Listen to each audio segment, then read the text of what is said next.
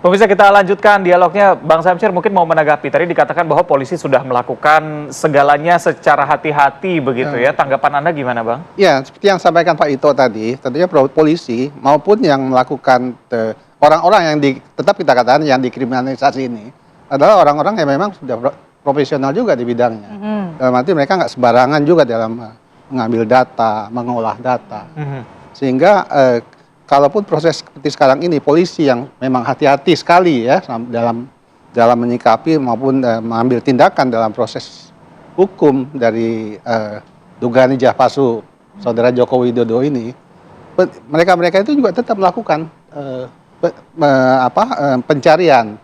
Ya, di antara lain ya minggu lalu itu dapat lagi bukti-bukti yang mereka bisa sampaikan nanti. Kalaupun ini bukan kalaupun ya, ini kan akan berlanjut ke pengadilan ya. Memang tempat yang dituju untuk membuktikan kalau disitulah pembenaran dan kejujuran itu akan kita dapatkan. Kalaupun mereka tadi disampaikan oleh Pak Ito mereka bersalah, ya mereka mesti dihukum. Tapi kalaupun mereka benar, ya ini yang dikatakan Pak Ito tadi adalah kriminalisasi itu. Demikian. Tapi kan tidak serta-merta juga bisa disebutkan kriminalisasi kalau proses hukumnya ini masih berjalan. Masih berjalan, iya, nggak bisa kan. Lalu ini juga dilatar belakangi oleh penelitian dan sebagainya. Iya. Ya, tentu sudah siap. Sudah siap resikonya. Resikonya betul. Mereka sudah siap karena memang ini kan dilakukan juga panjang ya, termasuk data-data yang tadi diambil itu mereka ambil betul-betul ya, mulai dari media sampai ke tempat dikeluarkannya ijazah tersebut gitu. Makanya adapun ijazahnya memang ya udah disita, tapi di belakang ijazah itu kan ada skripsi, ada data-data akademis yang lain. Itu mereka termasuk juga bukti-bukti terhadap orang yang berhubungan dengan kesarjanaan saudara Joko Widodo tersebut. Jadi mereka sangat hati-hati untuk hal itu. Oke. Bang Silvester tadi ngomong bahwa kan yang diteliti selama ini bukan ijazah fisiknya begitu, tapi dalam bentuk digital yang sudah diupload. Tanggapan Anda gimana? Iya, itu yang memang itu yang muncul kan ya.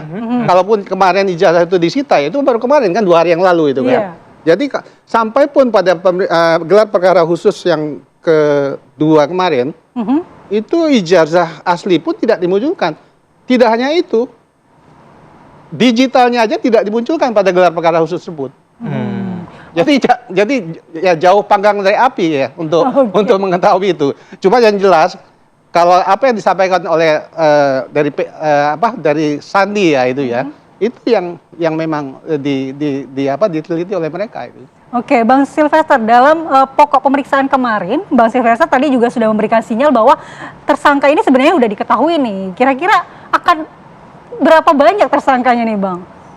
Bisa mungkin lebih dari 12 ya, dari 5, 12. Banyak juga. Hanya memang kalau saya sih sepakat dengan Pak Ito tadi bahwa kalau saya yang alami ya, saya dipanggil itu, saya melihat bahwa apa yang dilakukan Polda Metro Jaya sih sudah sangat profesional ya, termasuk Bareskrim. Hanya mungkin waktu gelar perkara khusus yang di Bareskrim, saya pikir udah kecuali Bapak membawa bukti-bukti yang original ya. Tapi itu kan hanya Wasidik itu kan diteliti metodenya apakah udah benar atau salah ya kan. Nah, kan di situ ada Propam, ada Kompolnas dan lain-lainnya. Dan pihak terlapor atau pelapor. Jadi saya pikir itu udah clear ya kan. Nah, hanya yang kembali lagi yang saya bilang tadi bahwa ini kita lihat kalau bilang dikriminalisasi, saya pikir belum ada tersangkanya. Jadi sangat terlalu jauh ya. Bahkan dari pihak penuding ini saya bilang kemarin udah ke Komnas HAM. Terus sekarang ini sudah ke Amnesty Internasional. Sama satu lagi apa ya? Yang kurang ini ke Ethiopia dan ke Kutub Utara aja, ya kan? Jadi sudah terlalu jauh ya kan. Bahkan kalau mau lihat yang mengkriminalisasi Pak Jokowi, mereka ini sebenarnya. Kenapa?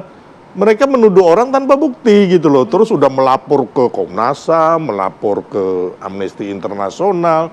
Sedangkan proses ini kan masih dalam tahap penyidikan gitu loh.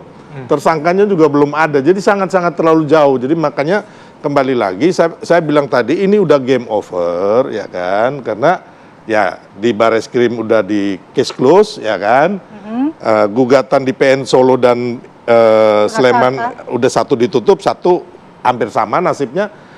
Tinggal yang pelaporan dari relawan Peradi Bersatu sama Pak Jokowi yang ada di Polda Metro Jaya ini yang harus dihadapi gitu loh, ya kan? Bang, tapi apa nggak terlalu dini bilang ini game over? Karena kan vonis dari pengadilan juga belum ada. Bahkan masuk ke pengadilan juga belum, Bang.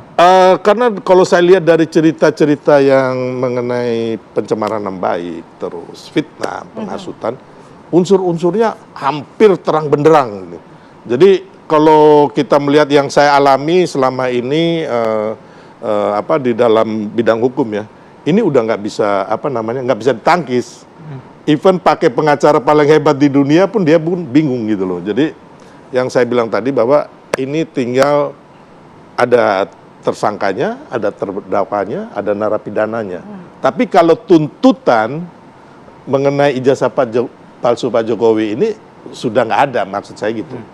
Gitu loh. Karena udah terbukti kan, Mabes Polri game over, ya kan? PN Surakarta game over, termasuk gugatan 2 pengadilan kira-kira 2-3 tahun lalu di PN Jakarta Pusat dan PN Surakarta pun sudah ditolak, jadi udah game over. Berarti pembuktian ijazahnya sudah tidak perlu lagi menurut Anda? Ya, sebenarnya gini, kita menuduh orang itu tanpa bukti, kita yang akan kena. Jadi sebenarnya makanya saya bilang, kenapa Bambang Tri itu kena? Karena dia menuduh tanpa bukti.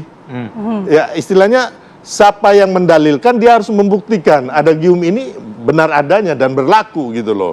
Nah, ini yang saya bilang tadi, makanya akhirnya ada yang dipenjara karena memang bersalah gitu loh, bukan dikriminalisasi, nggak ada itu. Oke. Nah, Baik. makanya saya bilang tadi kalau dikriminalisasi silakan lakukan pra peradilan. Oke. Terbuka jelas kok apa prosedur hukum di negara kita, nggak ada yang ditutup-tutupin Transparan ya. Transparan. Oke, kita ke Pak Ito.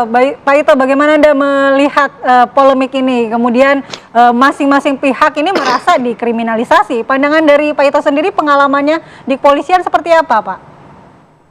Begini, Mbak. Saya juga kebetulan punya basic hukum S3. Kemudian saya juga mantan Kabar Eskrim.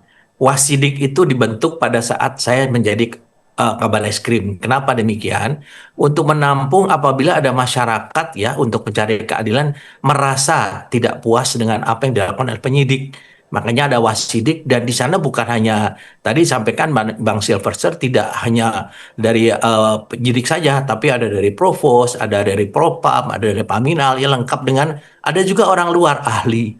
Nah, sehingga pada saat gelar khusus itu memang dimungkinkan dalam proses penghentian penyelidikan. Nah, kenapa demikian? Kan Polri tidak menemukan alat bukti.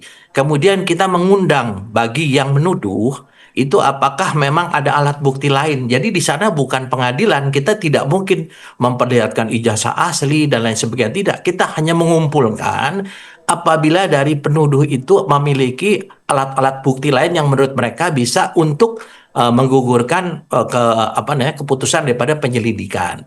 Kemudian negara kita ini kan juga negara hukum. Ya memang istilah Bang Silverstar juga game over boleh-boleh saja ya.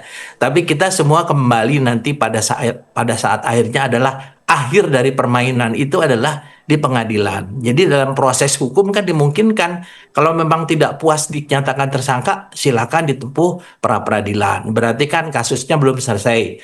Kalau memang nanti dikatakan penetapan tersangka sudah benar, maka kasus ini naik ke penuntutan. Setelah penuntutan berarti tugas penyidikan selesai. Nanti penuntutan yang menyiapkan apakah ini bisa dimajukan sebagai satu proses di dalam sidang peradilan. Jadi ini prosesnya juga memang masih tidak terlalu tidak terlalu cepat ya, masih agak lama. Saya kira ini saja yang mungkin kita sepakati bersama. Kalau ada istilah-istilah lain silakan saja, masing-masing kan punya argumentasi. Nanti di pengadilan hakim yang akan menentukan argumentasi mana, kemudian juga pasti juga akan hakim meminta objek daripada perkara ya, yaitu ijazah. Pasti beliau akan minta yang aslinya. Kemudian masing-masing menunjukkan saksi ahli. Nah setelah itu silahkan kita memberikan argumentasi masing-masing, dan nanti di sana akan bisa dinilai apakah terjadi kriminalisasi atau tidak. Tapi penyidik selama ini sudah sangat profesional, yaitu termasuk dengan memberikan izin atau memberikan satu kesempatan dilakukan gelar perkara khusus ya. Saya kira itu Mbak yang mungkin kita perlu pahami bersama. Terima kasih. Oke, Pak Ito mungkin singkat saja, ini barang bukti sudah ditahan oleh pihak kepolisian, penetapan tersangka kira-kira akan terjadi dalam waktu dekat menurut Anda atau polisi masih membutuhkan waktu karena kehati-hatian tadi?